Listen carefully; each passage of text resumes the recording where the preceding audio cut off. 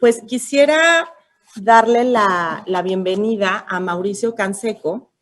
Él es director de ICO, Centro de Fortalecimiento. Mauricio, no sabes qué gusto me da que hayas aceptado participar hoy en este día, porque sabemos de tus ideas innovadoras, que eres muy propositivo y siempre estás buscando nuevas formas útiles para que las organizaciones de la sociedad civil se fortalezcan.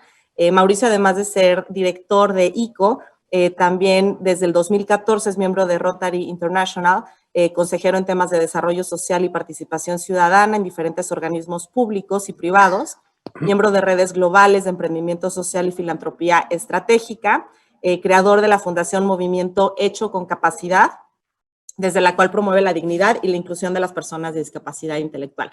Mauricio, bienvenido. Estamos muy ansiosos de escuchar este paradigma que nos vas a platicar de la escasez a la suficiencia, así es que te cedo la palabra. Muchas gracias. Muchas gracias a ti, Marian, por la invitación. La verdad es que para mí fue un honor que aceptaras mis locuras. Ojalá haga honor también a todos los asistentes y a esta gran producción. Desde ayer te hice el comentario, estoy impresionado, está extraordinaria la producción y debo de felicitarlos porque en esta era digital pues cada vez vamos descubriendo nuevas formas de hacer que estos encuentros puedan ser cercanos, ¿no? Y al final transmitan también la calidez y la energía y bueno, creo que esta producción le da lugar a eso, ¿no? Gracias nuevamente por la invitación y bueno, desde Monterrey les mando un saludo cálido, aunque acá está haciendo un poco de frío. Y les agradezco este tiempo. Marian me dio la estricta tarea de hablar en 20 minutos, cosa que siempre es un reto porque me emociona compartir con ustedes cosas que hemos ido recuperando en el camino y bueno, en esta ocasión la charla tiene mucho que ver con cómo cuestionamos paradigmas y de ahí una como pequeña entre comillas, advertencia antes de iniciar, que es que cuando hablamos de paradigmas, pues no hablaremos solo de cosas estructurales, sino también iremos a lo profundo de mapas mentales, ¿no? Y si algo de lo que compartamos acá aplica para nuestra vida personal también, pues se pueden rascar un poquito la cabeza si algo se les empieza a mover, se vale. Y bueno, espero que esto ilumine su camino como ha iluminado el mío desde que lo escuché, ¿no? Por ahí producción sí me va ayudando con la presentación. Vamos a la siguiente. Debo de empezar dando crédito porque mucho de este contenido, aunque lo comparto desde una experiencia personal, viene de la creación de este libro, The Soul of Money. La autora de este libro es Lynn Twist. Ella es una mujer que se ha dedicado muchos años a la procuración de fondos y ha creado The Soul of Money Institute, desde donde trabaja en torno a este nuevo paradigma de suficiencia. Yo la escuché en un encuentro que tuvimos de inversión social en Nuevo León, liderado por Comunidad. Y bueno, de ahí me voy a hablar también que debo darle crédito a Consejo Cívico, que es una organización que tiene en Nuevo León más de 45 años generando procesos de incidencia y participación ciudadana, y a Comunidad, que hoy son impulsores de este centro de fortalecimiento que me toca dirigir. Se llama ICO, un poco de referencia a ello. ICO viene de la marca Tú y Compañía. Nosotros esencialmente lo que hacemos en el centro de fortalecimiento es acompañar a iniciativas sociales para incrementar su capacidad de generar impacto social, y de ahí que somos siempre Tú y Compañía, ¿no? Y bueno, el primer logotipo extraño soy yo, ¿no?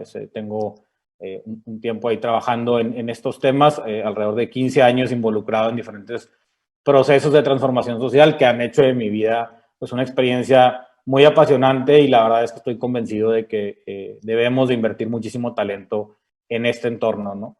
Y bueno, una parte importante de mi vida se ha tratado precisamente de navegar en torno a este conflicto entre la escasez y la suficiencia, ¿no?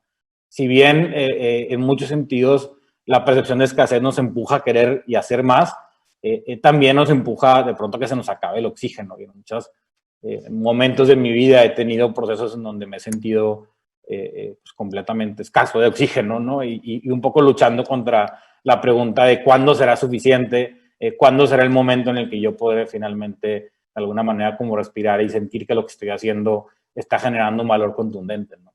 Y bueno, vamos a navegar un poco en torno a este conflicto. Cuando hablamos de escasez vamos a hablar de mitos y cuando hablemos de suficiencia vamos a hablar de principios.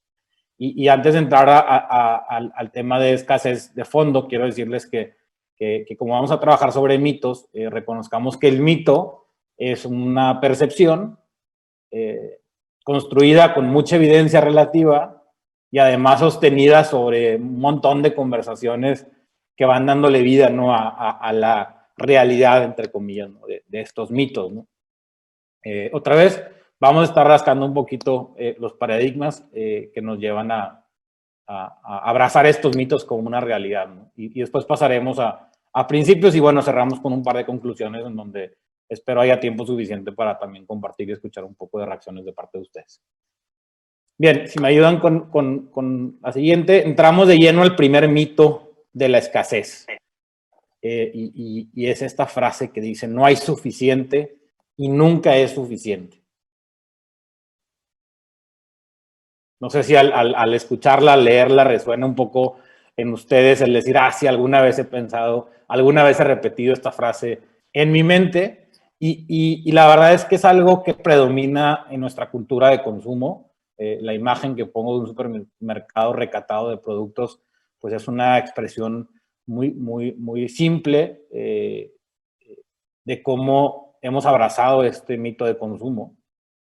Pero si nos aterrizamos al contexto en el que estamos en este congreso, yo creo que cuando somos una organización de la sociedad civil, por ejemplo, siempre vamos limitados y vamos a costo, ¿no? Siempre vamos a penitas, es decir, nunca tenemos suficiente dinero, lo que hacemos nunca es suficiente para resolver los problemas y siempre estamos como empujando desde esta narrativa de tratar de hacer lo más que podamos con lo poco que tengamos y demás, ¿no? Y también si nos ponemos desde la perspectiva de las fundaciones, yo creo que yo he estado escuchando que en repetidas ocasiones las fundaciones son un tanto selectivas porque el recurso es muy limitado. Entonces es difícil hacer convocatorias, es difícil elegir organizaciones y proyectos, pero siempre se repite porque el recurso es limitado y hay que atender. Yo creo que en general priorizamos lo urgente sobre lo importante, tanto organizaciones como fundaciones, ¿no? Y de pronto lo urgente pareciera ser satisfacer este mito tóxico, ¿no? Bien, el siguiente mito, me ayudan con la siguiente diapositiva, es este de más es mejor y yo tengo menos. Más es mejor y yo tengo menos.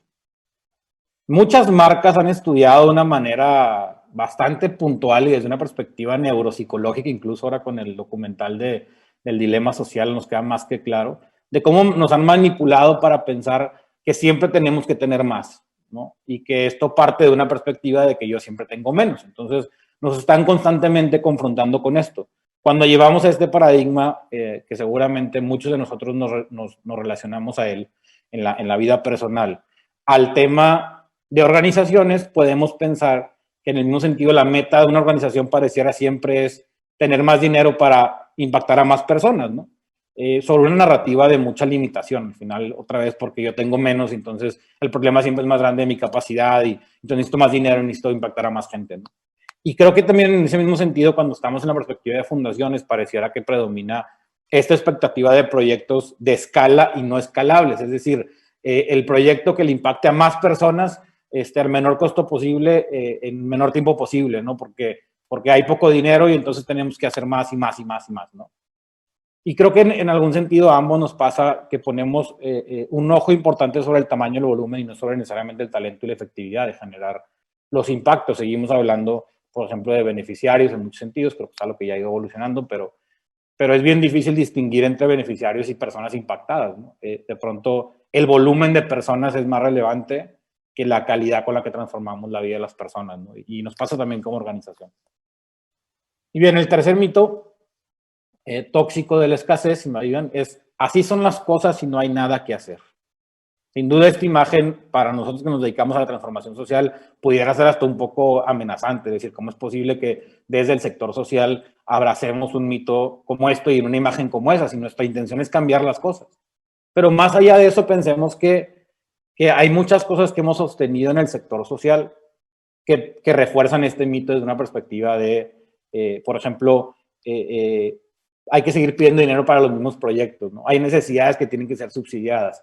Hay cosas que no podemos dejar de hacer porque son necesarias y siempre van a ser necesarias, ¿no? Y yo creo que un poco en paralelo también desde las fundaciones viene esta tendencia a tener expectativas sobre los mismos indicadores, ¿no? Número de personas beneficiadas, número de personas becadas, ¿no? Número de personas a las que le entregaste una despensa, ¿no? Y hay cierta resistencia a cuestionarnos el cómo transformamos esta realidad, pues, y el cómo vamos más allá de decir es que así son las cosas y no hay nada más que hacer, ¿no? Creo que por eso se ha generado cierta tensión y fricción entre el sector social y el emprendimiento social, por ejemplo, ¿no? Que el emprendimiento social viene a cuestionar y a tratar de encontrar nuevas formas de hacer las cosas y de pronto cuestiona a quienes generan cierta resistencia para generar ese cambio, ¿no? De ahí también que creo que de pronto tenemos muchos modelos de contención de problemas sociales, es decir, que el problema no se haga más grande, y pocos modelos de transformación, es decir, que las condiciones alrededor de ese problema cambien para que ese problema deje de ser problema, ¿no? Entiendo que ese es un reto complejo, pero abrazar la complejidad de estas nuevas soluciones ha generado y sigue generando mucha resistencia en muchas personas. Y creo que eso nos lleva precisamente a esto, ¿no? A decir, el resultado de los mitos tóxicos siempre es un esquema de tú o yo, no cabemos los dos. Es un esquema de que la abundancia es igual a la acumulación, o sea, entre más dinero pueda tener y más recursos pueda concentrar y en ese sentido más resultados pueda tener, pues mejor, ¿no? Y termina siempre en una herencia de extracción porque está moviendo el recurso de un lado a otro y no necesariamente está dejando algo en donde nació, ¿no? Entonces, hay que tener cuidado en que no estemos generando un poco como esta imagen, ya sea una forma de sostener un sistema o una forma de pisotear también en el sistema la dignidad de todos, incluidos quienes estamos en las filas de batalla, ¿no? Ahora, Lynn nos propone que hay una forma de dar la vuelta a estos mitos tóxicos, a estos paradigmas, y precisamente nos proponen los principios de suficiencia. Y déjenme compartirles que el principio ya implica un paradigma que nos da un pie para generar algo más, ¿no? Una oportunidad para crearnos. El primer principio de suficiencia, que a mí me trastorna, la verdad es que desde lo escuché ha sido uno de mis grandes motos de vida, es lo que aprecias se aprecia. Lo que aprecias se aprecia. Yo más lo repito y hasta siento la energía que tiene esta frase, porque en verdad es que aquello que tú le des valor va a subir de valor, pues. Y hay una pregunta fuerte de que nos debemos de hacer en las organizaciones particularmente, que es cómo estamos proyectando el valor y no el costo de lo que hacemos. Normalmente cuando aplicamos a convocatorias o hacemos proyectos, trabajamos sobre costo y no sobre valor. Y la verdad es que de pronto tampoco nos damos cuenta del valor de lo que hacemos como organizaciones y del valor que hacemos como personas y del talento que tenemos para hacer esas cosas, ¿no? Y en paralelo a ello, creo que también en las fundaciones de pronto es, si le ponemos mucho aprecio al resultado y poco aprecio al talento y a la organización, que es la generadora de ese resultado, pues también de pronto no estamos apreciando aquello que creo que tiene muchísimo valor. Yo creo que todos somos parte de un ecosistema y tenemos que darnos un lugar digno en ese sistema, ¿no? Y es un eje importantísimo de fortalecimiento que estamos promoviendo mucho desde ICO, es empezar a resignificar lo que apreciamos para darle valor y entonces identificar dónde podemos cambiar y mover agujas, ¿no? El siguiente principio de suficiencia es que el dinero es como el agua, fluye. Y Lynn lo dice de una manera maravillosa porque dice, de pronto el agua cuando se estanca y no se mueve, pues ¿qué genera? ¿No? Genera bacterias, genera otro tipo de organismos. Cuando el agua fluye, pues lleva vida, ¿no? Y lleva vida de un río, a veces el río lleva a un lugar más grande que es una presa, a veces la presa luego conecta con el mar, al final el agua siempre está conectada en ese sentido con un sistema global que se está moviendo y si está generando vida según cómo corresponda, ¿no? Creo que desde esta perspectiva, el dinero es un medio, no es un fin. Navegamos y nosotros de alguna manera tenemos que entender qué es lo que somos, si somos el agua donde va el dinero o somos el río que le den cauce a ese fluido, ¿no? Como organizaciones, pensar mucho más en qué necesito y no tanto en qué quiero, ¿no? Para ser muy concretos, como dicen en el pedir está el dar, y a veces recibir $1.000.000 puede ser súper peligroso, pues si no sabemos realmente qué hacer con ese $1.000.000 y si realmente lo necesitamos, ¿no? Y cuando pedimos exactamente lo que ocupamos es bien diferente. A mí me da la atención cuando hay organizaciones que que meten proyectos al tope, ¿no? Dice, el máximo que te puede dar esta convocatoria son 500,000 pesos, pues el proyecto pide 500,000 pesos. Ya hay organizaciones que piden 253,525 pesos porque es lo que tienen estructurado en su modelo de trabajo, ¿no? Y a la par también, desde las fundaciones, creo que sería o sea, muy valioso poder pensar en cuál es el valor que tiene mi río para encauzar, ¿no?, este recurso. Y no solo el decir, soy una fundación con dinero, sino qué otros talentos y experiencias y conocimientos tiene mi fundación que entonces le da un valor distinto a este recurso. Porque el dinero es el dinero, ¿no? O sea, un peso mío, un peso de alguien más pudiera ser lo mismo, pero depende mucho de la transformación que yo le doy a ese recurso con mi talento, ¿no? Y creo que una pregunta que deberíamos de tener todos siempre presente es ¿cuánto para qué y conectado a qué? Porque si no nos reconocemos que estamos conectados a un sistema de flujo y que al final tenemos que ir hacia el mar, puede ser que estemos generando presas que a pesar de que están acumulando mucha agua, están generando ciertos organismos que son nocivos y que no necesariamente están provocando vida, ¿no? Entonces, hay que tener cuidado con eso de esta perspectiva, ¿no? Y el último principio, que también es poderosísimo y nos ha llevado a muchas narrativas y a muchas experiencias desde ICO, es que la colaboración genera prosperidad. Sé que de pronto es difícil la colaboración como algo muy natural, ¿no? Colaboramos pues, cuando está la oportunidad, colaboramos cuando nos invitan, pero de pronto no vemos la colaboración como este efecto de comunidad. Esta imagen es una mesa como de acción de gracias, ¿no? Donde todos llevan a la mesa algo y de pronto pues hay un gran banquete, ¿no? Para que todos comamos. En ICO, que priorizamos mucho el valor de la comunidad, decimos, es que cuando me doy cuenta de la comunidad que soy parte, me doy cuenta de la cantidad de recursos que tengo y que entonces si los pongo en lo colectivo, si los pongo en comunión con los demás, pues mi alcance es muchísimo, ¿no? Es decir, no necesito tener otro coche si sé que alguien de mi comunidad tiene un coche y me lo puede prestar, ¿no? Por poner un ejemplo sencillo. Como organizaciones, creo que tenemos que pensar más allá de las alianzas, a la integración, ¿no? A la integración de procesos, en donde digo, es que yo soy muy fuerte en esto, tú eres muy fuerte en lo otro, vamos a focalizar y a compactar nuestro trabajo hacia allá, ¿no?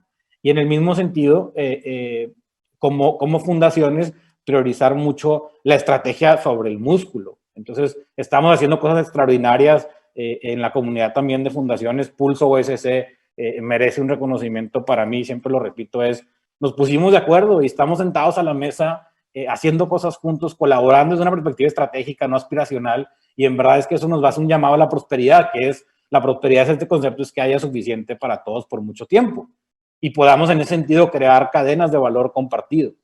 Decía Rodrigo Villar, un gran miembro de la comunidad de fortalecimiento, participa en el CIES, que seguramente muchos de ustedes han escuchado de ellos, y creador también, cofundador de Rutas para Fortalecer, en fin, es un gran pensador del tema. O sea, lo importante no es la sostenibilidad de la organización per se, sino la sostenibilidad de los cambios. Entonces, ¿cómo estamos generando condiciones para que el ecosistema social sea próspero para todos? Y eso nos incluye a quienes nos dedicamos al sector social, por supuesto, pero también a las personas que atendemos y que tienen retos sociales complejos, ¿no? Y bueno, esto que nos va llevando ya a abrazar un poco este nuevo paradigma de suficiencia. Hasta ahora espero que esto esté generando en ustedes la misma energía que genera en mí, porque en verdad es que estos tres principios han guiado mi vida desde que yo escuché a Lynn hace un par de años. Nos lleva a este último aterrizaje, ¿no? Donde, si me ayudan con la siguiente, es que, bueno, los resultados del principio de suficiencia son tú y yo, vamos juntos, ya decía, la abundancia es igual a prosperidad, y el legado, lejos de ser de extracción, es un legado de valor, un valor que se sigue transformando y que sigue alimentando. Me gusta mucho la analogía del arbolito, que dice, absorbe el CO2 y lo transforma en vida, ¿no? Y no nada más lo transforma en vida para otros, sino también él crece con esa vida que está dando para otros, ¿no? Entonces, en ese sentido, la suficiencia nos permite ser este árbol que es parte de un sistema de árboles y que es suficiente lo que él está generando para contribuir a una generación equilibrada con los demás, ¿no? Y bueno, hacia el cierre de esta reflexión, si me ayudan con lo que sigue, es que tenemos que pasar de este paradigma, y miren que lo he estado peleando mucho, creo que culturalmente está inmerso en todo lo que hacemos, de la innovación social basada en el heroísmo del líder. Aquí esta imagen del pípila, ¿no? Que tiene que poder cargar todo, ¿no? El mundo, la piedra, ¿no? Y estamos buscando estos líderes y hablamos y pareciera que estamos pensando en que tiene que haber una persona que pueda con todo. Imagínense el peso que te pone eso encima, ¿no? Yo recuerdo, cuando yo empecé en temas sociales y demás, que empecé en trabajo con personas con discapacidad intelectual, decía, es que yo tengo que resolver la vida a todas las personas con discapacidad. Y un día una buena amiga me dijo, Mauricio, si no trabajas en ti, no vas a poder con eso, y además no es tu responsabilidad. Tu responsabilidad es poner tu talento al trabajo de ese sistema, sí, de acuerdo, pero ve cargando lo que puedas, y no es cargarlo, sino es acompañarlo de alguna manera, ¿no? Y creo que me ayudan con la siguiente. Esto nos da un poco el principio de suficiencia, la innovación social basada o el diseño basado en y con las personas, no solo en las personas, sino con las personas, ¿no? La imagen que les comparto acá es una escultura que le hicieron y que le regalaron a mi abuelo. Mi abuelo es el doctor Carlos Canseco, que es nombrado padre de la erradicación de la polio, cuando fue presidente mundial de Rotary International, encabezó esta campaña y bueno, siguió encabezándolo hasta que murió en el 2009. Pero cuando recibió la medalla Belisario Domínguez, estaba en tiempos de Vicente Fox, da un mensaje poderosísimo que a mí, justo acabamos de pasar la celebración de la Semana Internacional de la Erradicación de la Polio, y dando charlas, comprando su experiencia, decía, mi abuelo le dice al presidente, no se confunda, señor presidente, no hay riqueza en el mundo que hubiera podido erradicar la polio. La polio se erradicó gracias a la movilización social. Y le dice, es la movilización social, señor presidente, la que puede lograr transformar las cosas. Y esa movilización requiere que las personas estén convencidas de que lo que están haciendo tiene valor, de que lo que están haciendo es suficiente y de que lo están haciendo en conjunto con más personas que están convencidas de lo mismo. No fue mi abuelo quien erradicó la polio, fue millones y millones y millones de personas que alrededor del mundo han tomado esta convicción y han estado claros que una vacuna, que son 2 gotitas en la boca de un niño, es suficiente para impactar y cambiar el mundo, ¿no? Y en ese sentido, creo que desde el paradigma de la suficiencia, tenemos que empezar a apreciarnos más. Tenemos que dejar que el agua fluya, que el dinero fluya y reconocer que somos ríos nosotros. Y finalmente, creo que tenemos que abrazar este concepto de prosperidad, en donde cabemos todos y todas juntos en una misma línea y entonces pensemos en innovación social.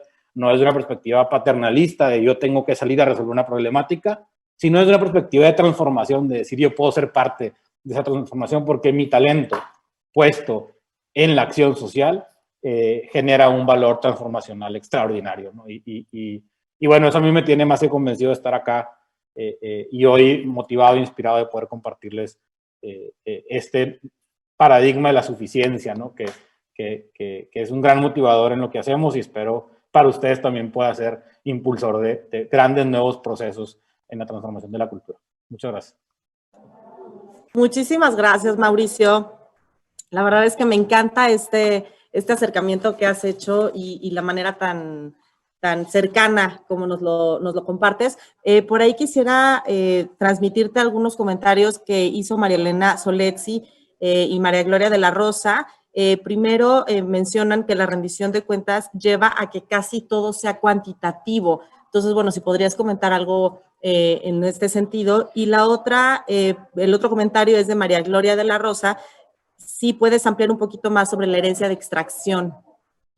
Claro, el tema de la rendición de cuentas, fíjense, no está mal, o sea, claro que tenemos que rendir cuentas, ¿no?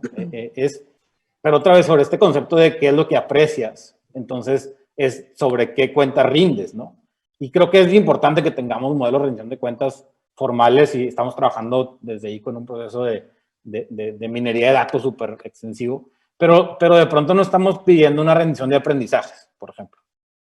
¿Cómo mides el aprendizaje? Pues es que al final es el valor más importante que generó el impacto que pudiste haber tenido en la experiencia también de la organización. Entonces, ¿qué otros modelos de rendición de cuentas y qué otros procesos de largo plazo? Porque la rendición de cuentas pareciera este efecto de gobierno de un reporte de transparencia donde una vez al año tienes que cortar y decir aquí llegué. Y no también el pensar que todos los procesos son de largo plazo y poder ir recuperando ciclos de aprendizaje y de observación de cómo van cambiando las condiciones. Todos los proyectos de transformación social que tienen una visión de largo plazo saben que cada determinado periodo cambian las condiciones que tenían en un principio, y entonces el problema se redefine, entonces se van encontrando como nuevas rutas para seguir apoyando y transformando a la comunidad. Entonces, creo que sería muy valioso que pusiéramos un lugar importante y que hiciéramos a las organizaciones apreciar el aprendizaje y también a las fundaciones el reconocer ese aprendizaje, para que la organización no diga fui muy buena en operar este proyecto, sino aprendí algo y eso puede generar más valor. Y eso creo que se puede pegar un poco con esta idea de la herencia de extracción, que es extraigo recursos de un sector para inyectarlo en otro. Y ya. Cuando empezamos a conectar el sistema social y decimos, la filantropía no es solo para ayudar a los más necesitados, sino que a la hora de que ayudamos a las personas en mayor condición de vulnerabilidad, hacemos más grande el sistema social en general. Y eso enriquece el sistema del sector privado y debiese enriquecer también en términos de valor y talento el sistema del sector público. Y entonces debemos de sacar al tercer sector del inframundo, por así decirlo, y conectarlo y decir, es que todo lo que hacemos en el sector social, por ejemplo, es construir tejido social.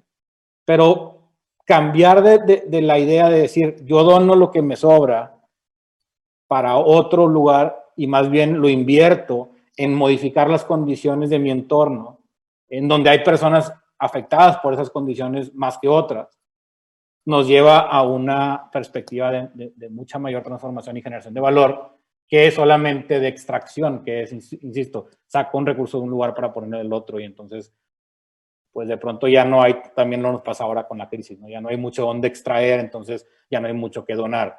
Y creo que la perspectiva pudiera cambiar desde este tema de generación de cadenas de valor compartido, en donde nos damos cuenta que la inversión social es estratégica para todos y no solo es una obligación moral que tenemos quienes hemos tenido de alguna manera más privilegio y quienes en teoría nos sobra algo de recurso para donarlo, ¿no? Creo que esta perspectiva otra vez está un poco en los mitos de escasez llevados a diferentes escenarios, no tanto en este principio de suficiencia, donde digo yo soy parte y debo de poner estos recursos a generar valor, ¿no? Entonces, espero haber sido Muchas gracias, Mauricio. Por ahí también Laura Alvarado nos dice, la transformación que propones me motiva, pero implica asumir la desigualdad y el cambio de quienes detentamos todos los privilegios en nuestra sociedad. ¿Qué piensas sobre esto? Y bueno, por ahí alguien te dice, Laura Aldana también te dice que excelente reflexión. Rocío Blancas, que por favor conecten, que le resuena mucho lo que nos has compartido. Entonces, bueno, si puedes ampliar un poquito sobre la pregunta de Laura Alvarado, de qué piensas sobre el tema de la desigualdad y el cambio de quienes detentamos todos los privilegios de nuestra sociedad. Yo creo que, digo, definitivamente la desigualdad no debe ser vista como una herencia, ahora que estamos viendo esta serie de la corona, ¿no? O sea, como decir, es que la desigualdad es una herencia, y así son otra vez, ese paradigma de escasez que dice, así son las cosas y no podemos hacer nada por ello. No va por ahí, más bien el principio de dignidad, que también es algo que en mi vida ha resonado mucho, es reconocer que todos somos iguales como personas, que tenemos un valor intrínseco por ser personas, pero que depende mucho de las condiciones en las que estemos, el cómo ese valor de persona florece, ¿no? Y en ese sentido creo que el enfoque de la transformación social, de la innovación social, debe estar más pensado en cómo creamos condiciones para que el valor de la persona trascienda y no solamente, tampoco digo que esté mal, alguna vez platiqué con una colega acá en Monterrey que le decía, tenemos muchas organizaciones de contención y entonces si todas están conteniendo que el tema del hambre no genere muertes, pero muy pocas están generando que haya nuevas formas para que las personas que tienen hambre puedan tener acceso a alimentos y recursos para pagarlos, o bueno, lo que tengas que modificar en el sistema, pues no estamos balanceando la ecuación, digamos. En ese sentido, tenemos que trabajar sobre transformar esas condiciones de desigualdad para que no todos seamos, digamos, no es una visión comunista o socialista, sino que todos tengamos el acceso a las mismas oportunidades. Esa es un poco la percepción de este modelo de igualdad, en medida y en proporción a el entorno en el que estamos, ¿no? Y que la salud y la educación y los principios o estos recursos fundamentales para todos los seres humanos y demás, pues sean igual de dignos también para todos, no porque yo estoy tomando una escuela en la sierra, sea una escuela que me dé una educación muy pobre, porque al cabo yo soy pobre y entonces yo no, pues no, tendría que tener el mismo principio de reconocimiento de dignidad. Y esta intención de explotar de explotar el valor de la persona, ¿no? Desde la perspectiva de dignidad, en donde podemos estar en conceptos, en condiciones distintas o en entornos distintos, pero igual somos dignos como personas. Entonces creo que no creo que la idea sería abrazar la desigualdad, sino más bien abrazar la oportunidad de comprender que somos parte de un sistema y que tenemos que tener dignidad en ese sistema, estemos donde estemos, ¿no? Y empezar a apreciar un poco también eso. Espero haberle dado un poco de lugar a tu pregunta con ello. Y yo que trabajo, por ejemplo, mucho con personas con discapacidad intelectual, y yo no tengo discapacidad intelectual, yo no tengo un hijo con discapacidad intelectual, yo no tengo un familiar con discapacidad intelectual, de pronto me puedo sentir muy diferenciado a ellos, y luego desde la perspectiva de la dignidad digo, pues no. O sea, ambos somos personas, y hay un talento que yo tengo que puedo poner al servicio de impulsar que ellos incrementen su capacidad de ser dignos en el entorno. Pues adelante, vamos a trabajarlo, ¿no? Y mucho desde la perspectiva decimos en el movimiento Hecho con Capacidad, de dejar de interpretarlos y empezar a escucharlos, ¿no? Porque pensamos que no somos iguales y que en esa desigualdad yo estoy mejor. Ni la visión es que ellos sean como yo, ni tampoco es que yo pueda entender lo que ellos no pueden entender. A veces si les preguntamos nos damos cuenta que sus expectativas hasta veces son mucho más simples que las nuestras. Entonces, en fin, eso podría ser todo un tema de otra charla desde la perspectiva de inclusión, pero creo que otra vez, que hay que abrazar la dignidad de la persona y desde esa igualdad, entonces trabajar en tener condiciones más equitativas en el entorno. Muchas gracias, Mauricio. Pues para ir cerrando, me gustaría nada más hacerte dos comentarios más. Uno, Teresa nos comenta si tienes alguna bibliografía que podrías compartirnos sobre esto que conversabas hoy. Y el otro, bueno, que es en realidad un comentario que me pareció muy lindo y que quisiera decirte, de Daniel Velázquez de Ocati, que dice: tu abuelo es agente de inspiración, comparto la convicción de que la fuerza y la transformación se origina desde y con las personas, y que creo que pues lograste transmitir finalmente este mensaje a través de tu conferencia, y no quería dejar de agradecerte y de reconocerte pues esto, ¿no? Que estás trabajando tú desde tu trinchera, pero que además estás compartiendo con todos nosotros. Pues me quedo encantadísimo, Marian, por la invitación, a todos. Por ahí saludar también a Carmela, que coincidimos en Pulso, a muchos que vemos por acá también que están ahí en Pulso. Y sí, les compartí al principio, por eso decía, debo dar crédito, yo no inventé estos principios. Les recomiendo abrumadoramente el libro de Lynn Twist, se llama The Soul of Money. Por ahí se los pongo en el chat. Gracias. Y la verdad es que es un libro muy accesible, con una narrativa padrísima. Y bueno, tal vez el enfoque que encuentran en el libro sea un poco distinto en términos de los ejemplos y demás. Ella habla mucho de la perspectiva de procuración de fondos. Pero vale, ahí está, ¿no? Y la verdad es que recomiendo mucho. Ella tiene además un instituto donde entrena gente en torno a estos nuevos principios y demás. Y tiene una amplia gama. Yo acá nomás, me decía mi esposa en la mañana, de qué vas a hablar, y le digo, pues de un rollo ahí. ¿Cómo que un rollo? Le digo, pues un rollo de un nuevo paradigma. Y mi intención ahora solo es despertar, ¿no? El hambre de empezar a cuestionarnos, el decir, ¿y será suficiente esto que hice yo aquí? Para yo irme tranquilo y decir, oye, pues a lo mejor no le vi la cara a muchos, a lo mejor recibí un par de comentarios, a lo mejor acá había conectado 100 personas.